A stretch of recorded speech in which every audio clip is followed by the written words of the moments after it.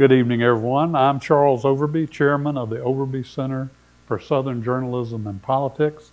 I'm delighted to welcome you here tonight for another in our series of really good programs this fall.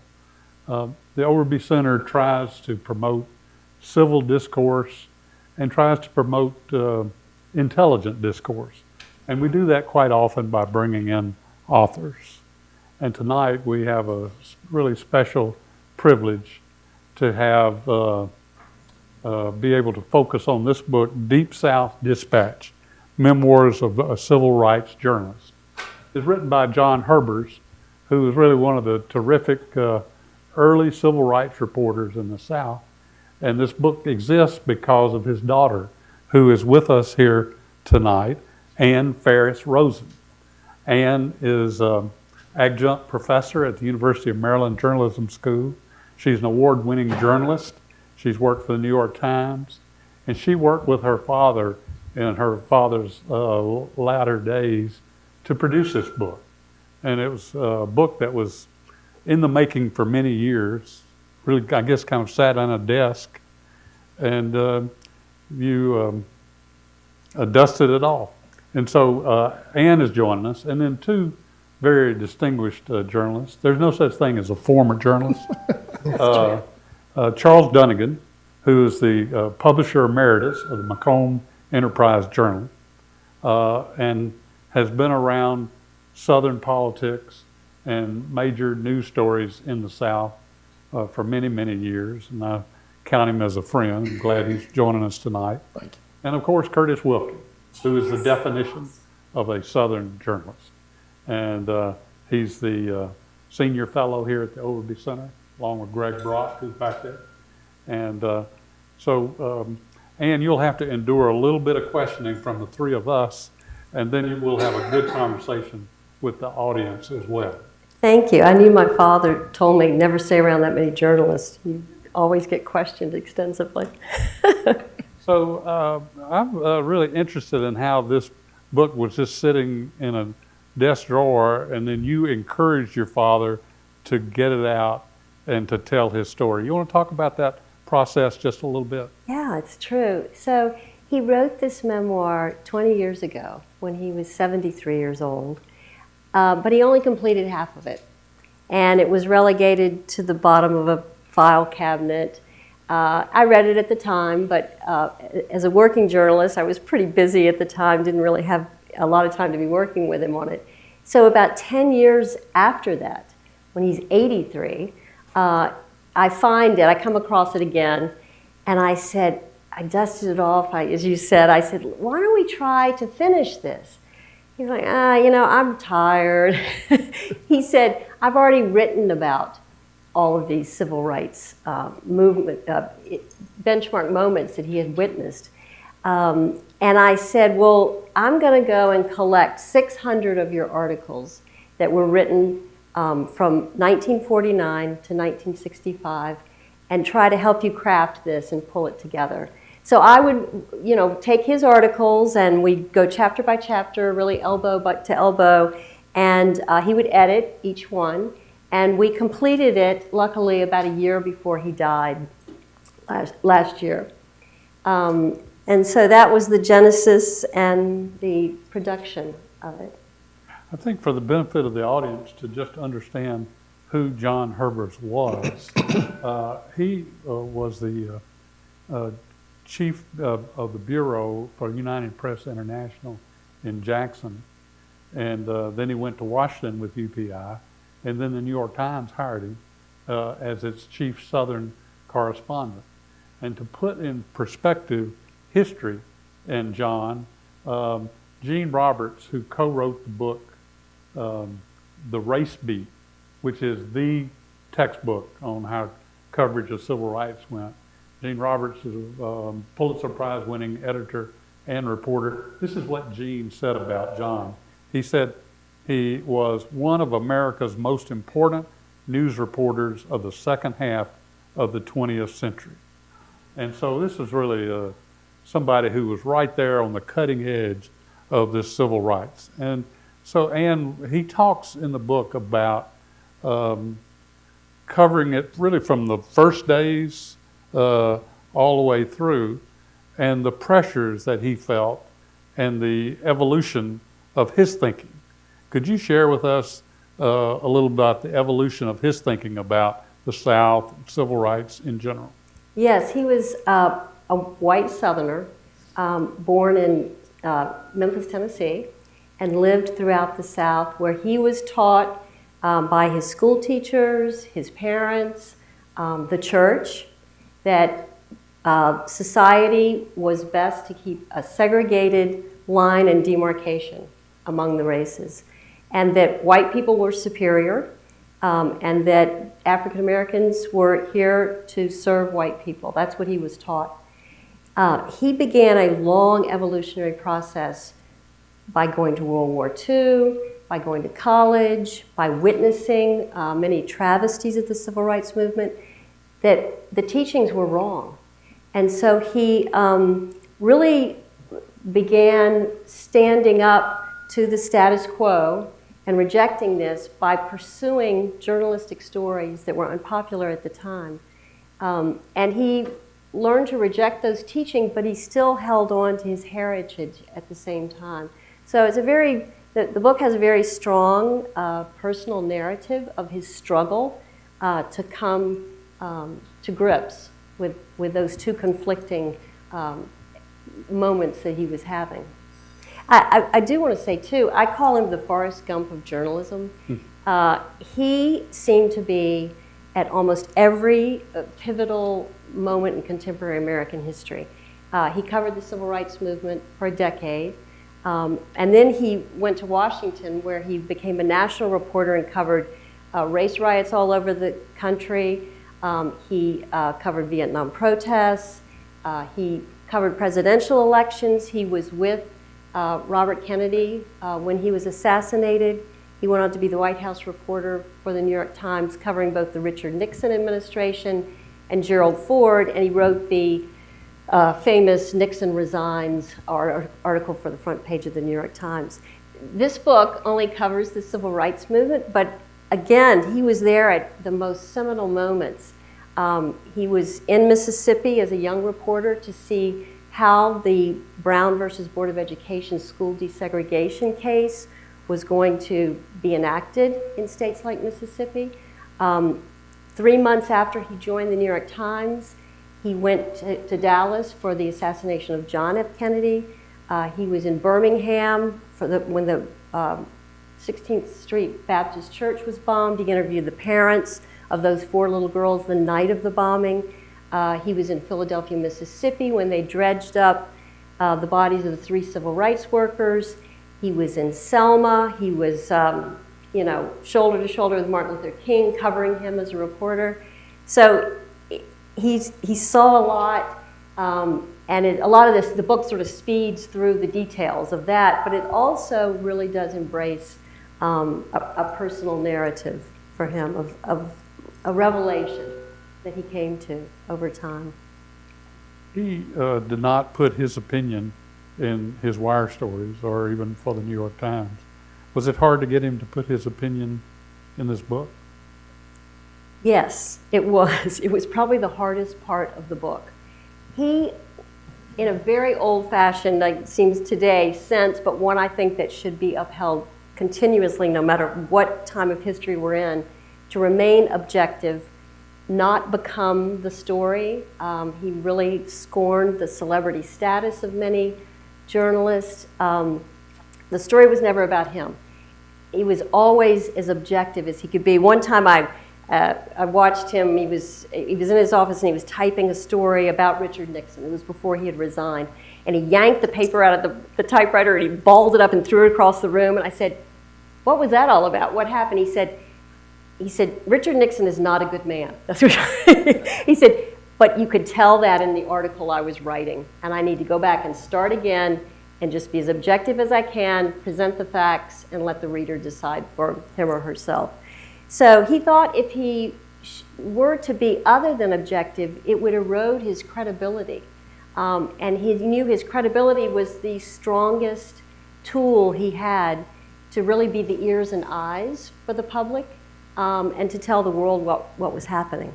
So yes, but to go back to working with him on the book, boy, it was like pulling teeth to get him to be in any way introspective on this. It was always about the story.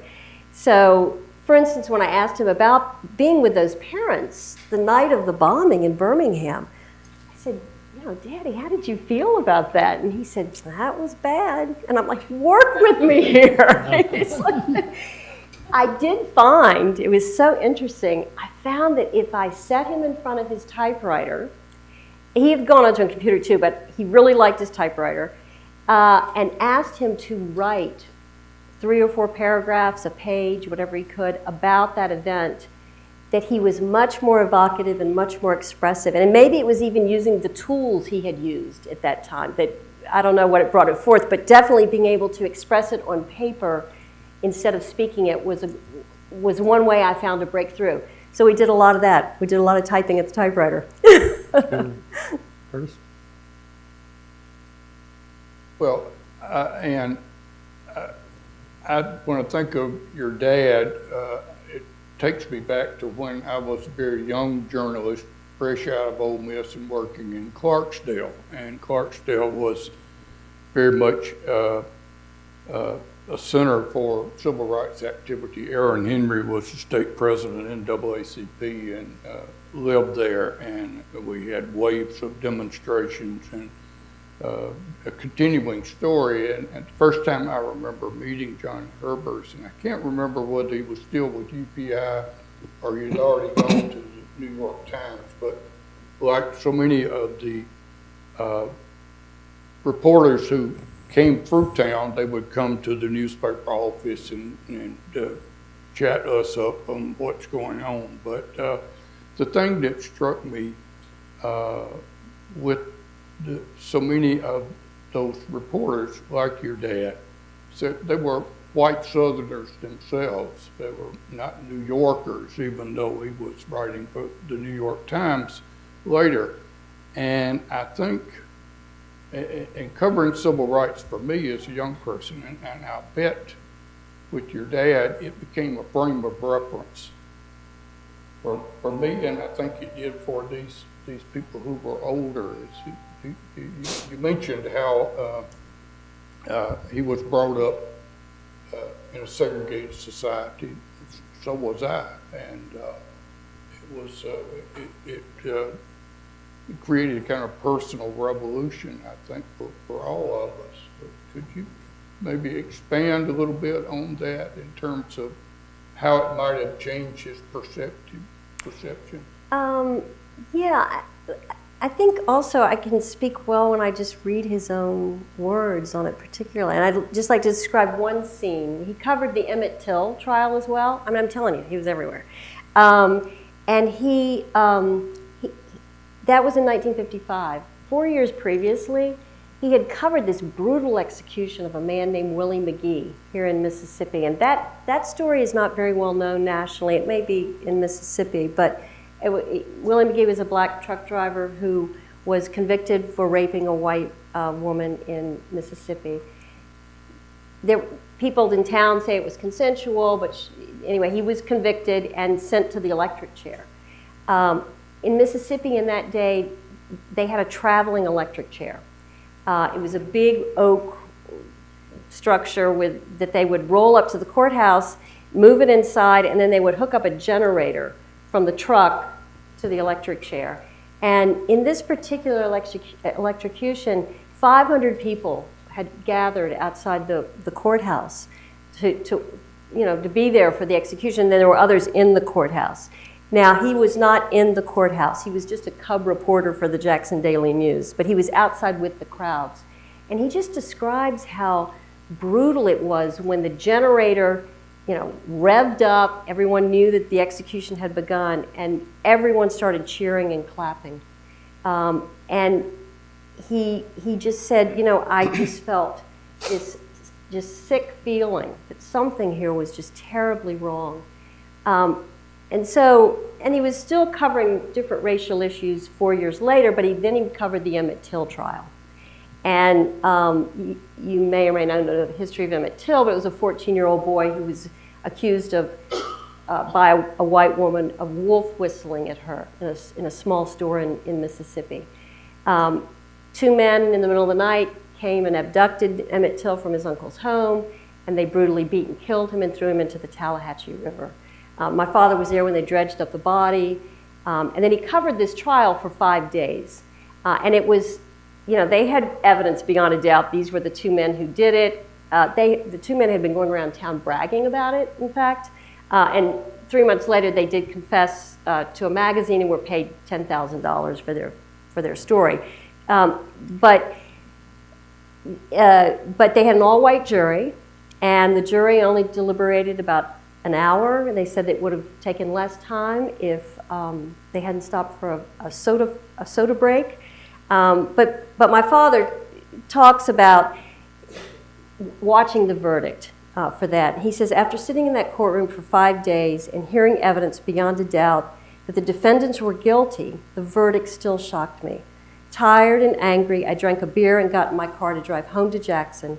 How would I explain to Betty and my 2 young daughters that something like this had happened in America, much less in a state we called home? A few miles outside of Sumner, that's where the trial was held, I felt a nagging tug in the pit of my stomach. I was mentally and physically exhausted. And I was also beginning to see that my lifelong indifference to Southern suppression of blacks was as displaced as the motives who enforced the suppression. I hunched over the steering wheel and I cried. I couldn't stop crying for many miles. I wanted to cry Mississippi out of my very core. I just think he did a beautiful job in describing that part of that evolutionary process. Interestingly, he was gone a lot, and so he took our family with him on many of his assignments. I was in voting rights rallies when I was 4. By the time I was 7, we were run out of St. Augustine, Florida, by a band of armed white supremacists. He took me to KKK march by the time I was 8. I mean, really exposed us early, not with a teaching lesson. There were very rarely sort of a, I want you to learn from this. Maybe he was trying to impress upon his children a different type of teaching than he had learned himself.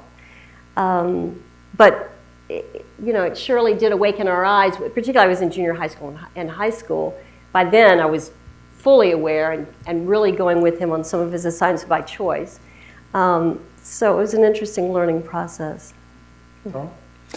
I first knew your dad right after I got out of Ole Miss. I went to work for the State Times in Jackson, a newspaper that lasted 7 years. And he mentions in the book that it was more of a moderating voice in Mississippi. Well, the EPI office was in the State Times building, and I got to know him casually there. He later went to his Neiman Fellowship, and then our paths crossed again a few times when he come through Macomb, where I later went. I was impressed with what you said about his objectivity. He was an excellent reporter, and he did not let his editorial feelings go through, but he was very accurate. And accurately reporting in those days wasn't always a popular thing, especially in the South. I'm wondering what kind of effect it had on you and your family, as a child. Did you ever feel physically threatened by some of the reaction to some of the stories that he did?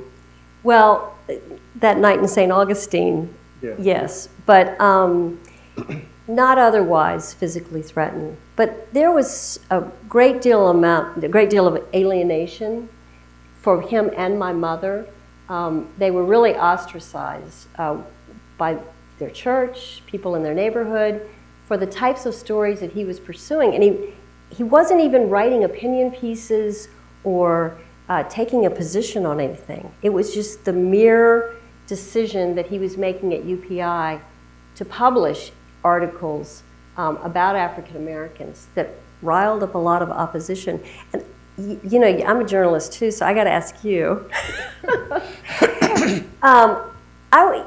He describes in the book a climate of alienation from his the subscribers to their news services, which would have been the television station managers, some of the newspapers. UPI would provide the news to these subscribers who would pay for it. And they were very upset with him that he would be writing these stories.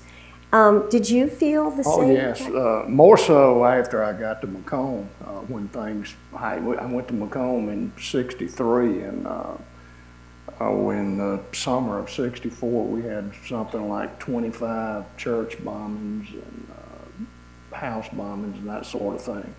And the general feeling amongst the whites of the day was that the civil rights workers who were getting it, you know, the more publicity they got, the more successful they would be, and that was right. I mean, the coverage is what basically changed, brought about the change, and we were.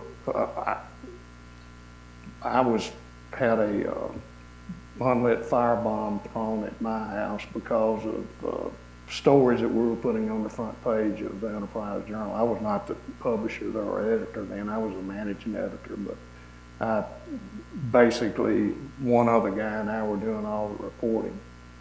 And they tried very hard to intimidate us into not reporting it.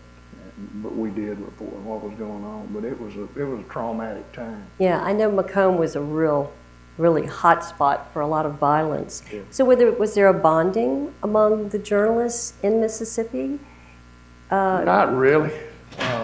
There were a few, I guess, that bonded, but the Jackson papers at the time, well, they reported what was going on, but the editorial and opinions and columns were so far pro-segregation. Yeah. That I don't think they caught as much flack as some of the rest of us did. Yeah, because my father said they didn't have a lot of friends as a result. They certainly didn't belong to clubs or groups, but they did find some community among other journalists, and they found some new friends, like you befriended Medgar Evers, and but friends. It was always, you know, it was always the news story, more than it was anything personal that he harbored. So. You know, in Macomb, Charlie, you got a cross burned in your yard, did you not? But the editor of the Enterprise Journal, Paul Rembrick, got beaten up on the streets. Yeah, that was before I got there. Somebody just blindsided him at the Gillis drugstore on Sunday morning, an oil field worker or something, because of his, I think that was because he was probably letting out-of-town reporters come by the Enterprise Journal and use the telephone, stuff like that. One of them got knocked through a plate glass window. Who was that? I think it may I knew him. Haskell Boyd. I don't know Did whether Haskell do it? I don't know whether he did. See, I grew up right outside Macomb. I knew Haskell Boyd. Haskell Boyd wound up going to Parchment. And I think the real groundbreaking thing about your father was in the early days when he covered minorities at all. I liked what Gene Roberts said. He said Herbers and the UP Bureau under him were presenting a mix of profiles and features about Negro leaders, giving them names, faces, and a humanity that they did not get from the Associated Press in Mississippi. So for all the good reporting he did later on, the fact that he broke that ground in Mississippi, actually covering minorities as real people, may be his greatest accomplishment as I stand back and look at it. I agree with you. Just like everything else in society then, the press was just as segregated as any other part of society. And so And there were great publications for black readers, but they were separate from the publications for white readers. And the publications for white readers did not report about blacks. This is in Mississippi and other places as well, but particularly Mississippi, except if there had been some heinous crime, there's an execution of Willie McGee, something like that, then they would write about blacks. But my father was feeling, he describes in the book how he was feeling an undercurrent bubbling up of I guess, a movement that was not strong, but it was growing. And it came with Brown versus Board of Education, but also the voting rights restrictions in Mississippi were so stringent that blacks really did not have any rights because they had no elected representatives. They really weren't allowed to vote, essentially, for the most part. So there was a pharmacist in Clarksdale named Henry Aaron that was starting to organize voting rights efforts. And he asked my father, he was at UPI, and he says, will you come to the church on Sunday when we're going to have one of these rallies just to see what's happening? And my father said, well, that's my day off. It's the day I spend with my family. He says, bring your whole family. So we loaded us into the car, and we went, and I remember I was 4, and it was this, very long and lively church service, basically, to organize voting rights efforts. He wrote a story for it. He said he never saw it published. It probably ended up on the editing room floor. But that was a seminal moment for him also in opening his eyes to what was beginning to happen in Mississippi, and he thought it was an important story to cover. So he really did go against the tide. He never got any pushback from his editors in Atlanta or New York, but he got a lot of pushback from the Mississippi clientele who were buying his stories, or if they bought them at all, but many times they did not.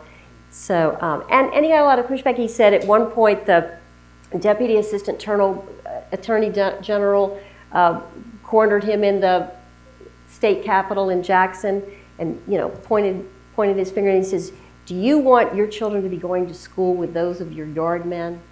He said, real sort of verbal threats. But amazingly, he was never harmed physically, but although he was in the line of fire a lot with these protests, there was only one time he suffered any injury. It was many years later when he was covering Richard Nixon's inauguration. There were protests in Washington, and he got hit in the head with a rock. But otherwise, he was able to escape physical harm. One reason is he tried not to be very obvious. He would try to dress like a Southerner. He said he talked Southerner. He looked like a Southerner. He knew Southerners. And he really sort of hung back a lot to try not to be too obvious that he was a reporter, especially a Yankee reporter. So I want the audience to join this conversation. So let's go now and have questions from the audience. Yes, ma'am. Yes, ma'am. Do you remember when Ross Barnett called Dad on the phone? Oh, you just gave yourself away. I know. And because that was another time that I think he felt a lot of pressure from politicians and the way he was covering stuff. Yeah, and that is a great story. It's in the book as well. So my sisters are here. You can't go anywhere in the South without having your whole family come, right? That's it. My sisters, 2 sisters here, one from Florida, one from D.C. I really do. I come with roadies, right? That's it. Ross Barnett, if you don't know, he was this fiery, race-baiting governor of Mississippi. And he would call my father all the time and just blast him out, which, as journalists, that happens a lot when people don't like your stories. But Ross Barnett was particularly avid in expressing his opinion on the phone a lot. So my father says one night he had just sunken into a nice, warm, soapy bath, and my mother comes in and she says, you know, it's Ross Barnett again, and he just will not hang up. And my father says, well, just bring me the phone, bring me the phone. So he, you know, he sits there and he listens to the tirades. He said the water kept getting colder and colder. He kept getting prunier and prunier. And he, you know, he learned not to fight with him, just to hear him out. But, you know, and so I don't know if those were verbal threats, but they were definitely verbal. They were the verbal consumption of his time that he didn't really want to be spending talking to Ross Barnett on the telephone. So. Other questions? Yes, Alan. Great job, by the way. I wondered, a lot of times when I go back and look at stories, you mentioned you went and got all those old stories. I'll find myself that I had just completely forgotten certain things that had happened. Did that happen with him, that he would look at those old stories and they would suddenly remind him of something he had forgotten? No, they were all still very vivid in his mind. And he talked about trying to be inconspicuous, not keeping a notepad all the time. You know, and he was lucky he didn't have a camera or a microphone, but not to pull out his reporter's pad a lot because that would give him away. And he said, but you know, most of the times I didn't even need a pad. He said, those memories were so visceral and they were so vivid in my mind that no, he didn't seem surprised by any of the old things. They were all very clear in his head. But I couldn't believe that I didn't know that he had covered the Willie McGee trial, and I mean the execution. So I came upon that in the research, and I went to him and I said, you never told me that you covered Willie McGee's execution. And he said, oh, it was so long ago.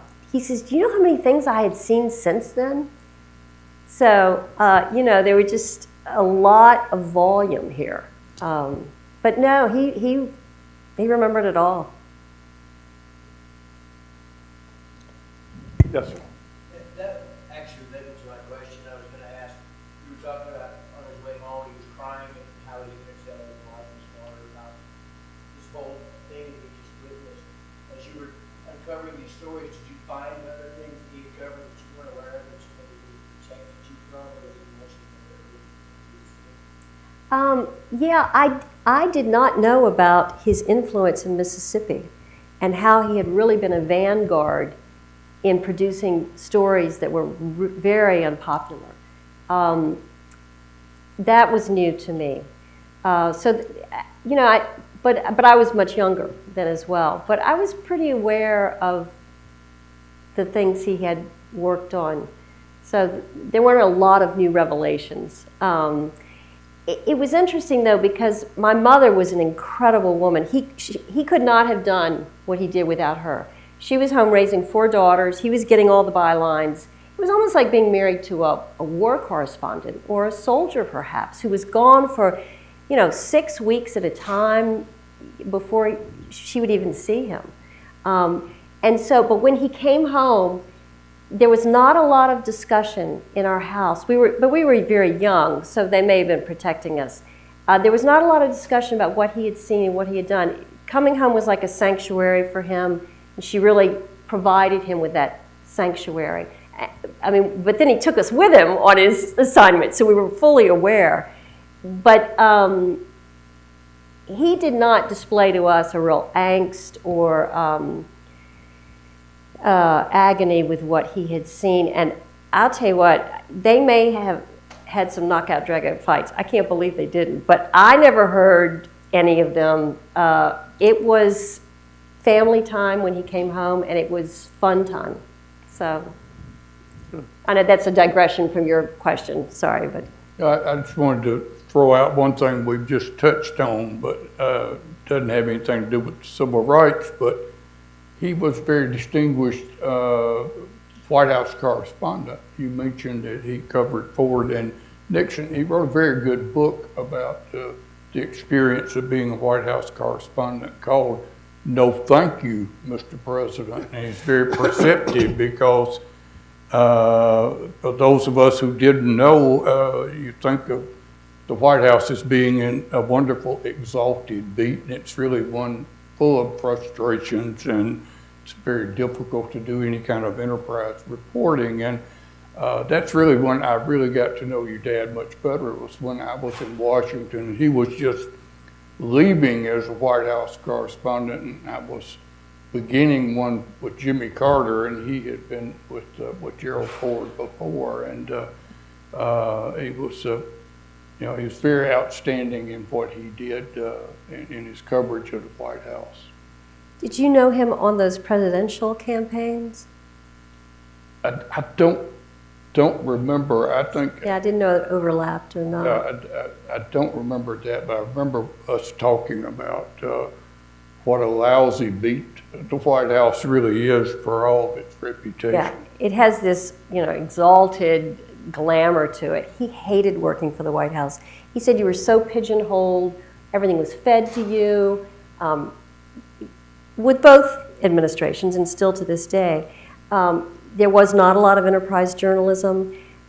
He really felt it was the most confining of all journalistic beats he had had. And this book, too, is a journalism professor and journalism department. This book is a great guide on what really good journalism looks like. Questioning authority, not being part of the story, finding the best story you can, but also just a lot of really good gumshoe, getting out there and talking to people, and being a voice for the people and being an ear for the people. He said, he considered himself to be a public servant, and one of the highest callings, of his life was to do that. So I think in today's day and age, where we see where journalism is going and what it is and some of the problems and some of the glories of it today as well, this is a pretty good guide. It's old-fashioned, but I think the old-fashioned rules and rudiments of what makes a good journalist and what benefits society, how journalism would benefit society, there's some good lessons in here. On that same note, not only was he out interviewing the civil rights workers, I noticed he interviewed Klan people. He wrote stories on those interviews, including one in Macomb, Thornbill, I guess was his. Emmett Thornhill, yeah. Sorry. Thornhill, yeah. Yeah, well, and the book I noticed quoted, I don't know that he interviewed Emmett, but he quoted an attorney, the Imperial Council of the United Klans, as saying that Thornhill was a leading citizen in Macomb. Yeah, he attended all these KKK rallies. He went to their meetings and some of their houses, including this one man who was housed some of the imperial wizards. But the other thing besides being good journalism lessons is the book is really relevant today. Some of the scenes he describes of the KKK is eerily similar to what we read about today, unfortunately. We are really this nation is on the threshold of a major movement about civil rights and concerns for justice and injustice. And so it comes at a really relevant time to speak to that. And unfortunately, there are scenes in here that you see replicated today, and we've come a long way, but there's still many lessons to be learned. So I think it really serves as a point of reference for questions we have today. Other questions from those in the back? Yes. So you had said that since we were kind of on the cusp of another civil rights movement, what do you think that movement would be for? Well, I think there's a couple of reasons why we are seeing a major movement, and we haven't really encountered this since the 1960s civil rights movement, in my mind. I think one is the demographics in this country. In 20 years, this country, for the first time, will have a white minority. There will be a larger, the majority in this country will be a collection of what we now call minorities. So whites will be in the minority for the first time ever. So it's a changing country. It's a dynamic change. I think secondly, we have not been vigilant and persevering in upholding the standards of what was achieved through laws in this country from the civil rights movement. We have an incredible disparity of income, particularly among black and white families, but in general. We have high incarceration rates among African Americans in this country. We have a resegregation and a defunding of schools. We have a lot of systemic institutional racism in this country, and people are demanding change. And the new demographics that we see are demanding change.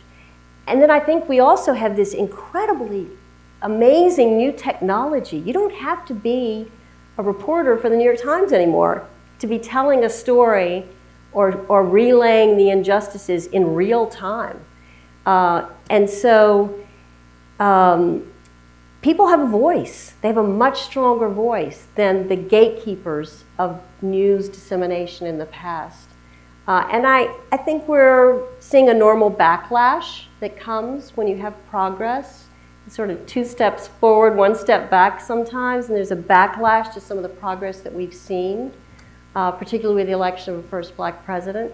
I think we're sort of in a perfect storm at this point for this to be happening.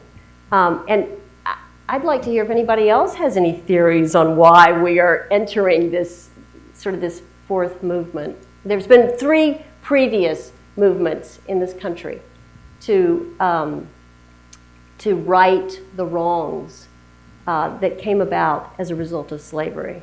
And this is really the 4th one we're encountering. Anybody else have any theories? Maybe you can discuss those afterwards. Yeah. I'm always open to any thoughts on that. I think about it a lot.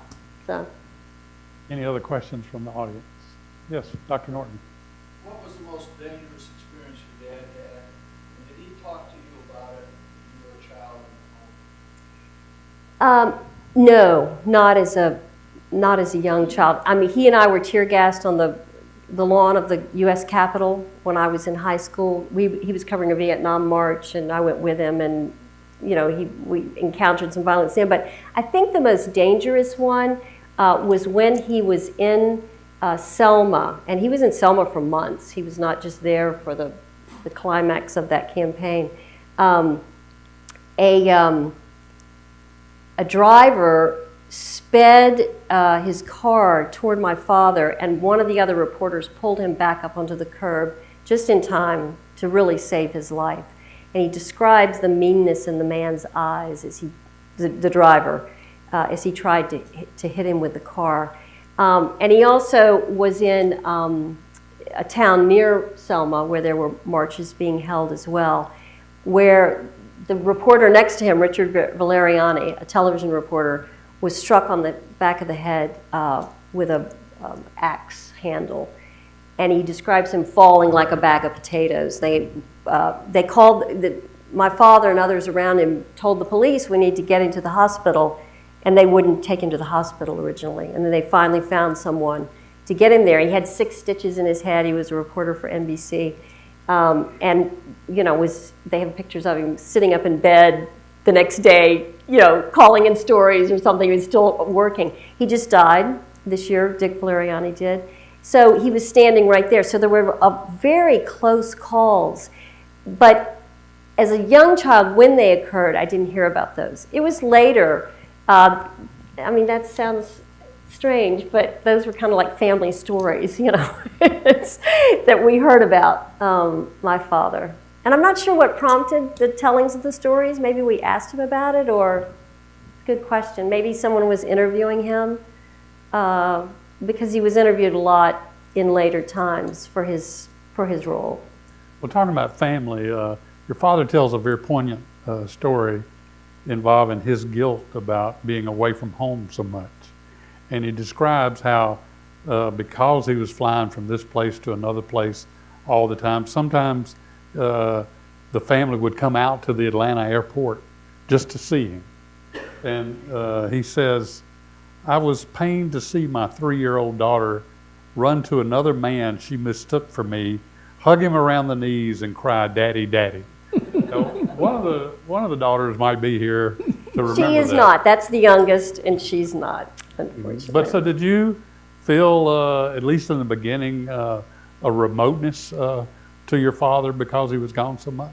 I mean, it was obvious he wasn't there, and he did take his with us a bit. But no, maybe I should have. But my mother really, I don't want to say she's glorified him, but when he came home, you know, she acted like it was the best moment of, you know, the day, or it probably was of her 6 weeks or 2 months.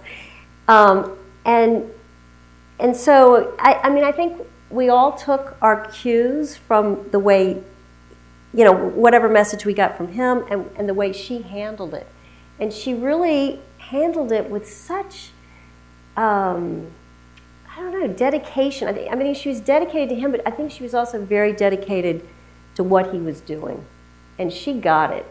And she understood, and she knew how hard it was for him. And she didn't seem to give him a hard time when he came home. And he did, in fact, the exact opposite, you know, where it was a very special day. So maybe that was transferred. It's hard to know in the civil rights days, because I was 8 when we moved to Washington, D.C. And so those civil rights days where I was much younger.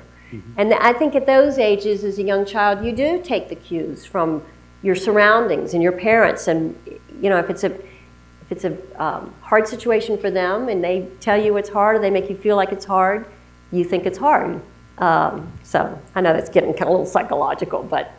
Your father had some great jobs, White House correspondent, chief correspondent for the South for the New York Times. Did he have a favorite job? Oh, that's a good question. Well, you know, it's interesting. He was surprised in later life that all the people who wanted to come and speak to him or interview him were concerned about this, were interested in the civil rights movement. Not the later years. Very few came to talk to him about Robert Kennedy's death, the White House, Nixon. That didn't seem to be as much interest. It was really this period. And I think early, because he was in this formative stage as well, I think covering the civil rights movement was really the pinnacle for him, even though he did go on to these very, you know, illustrious positions and jobs. Well, the fact that you focused on this area rather than some other areas confirms that. Well, yeah. I mean, this was a true labor of love for me, but he really did, you know, his dedication to this aspect of his life was so evident. Mm-hmm. Any other questions from the audience? We're going to have an opportunity to visit afterwards at the reception. And this is riveting. The book's terrific. The stories are great. Your father made a real impact in Mississippi for the South and for the country. Well, We're good. just delighted you could come and Well, share thank this you for story. having me, and thank you, everyone, for coming tonight. We hope you'll come back. Thank you, Ann. Thanks.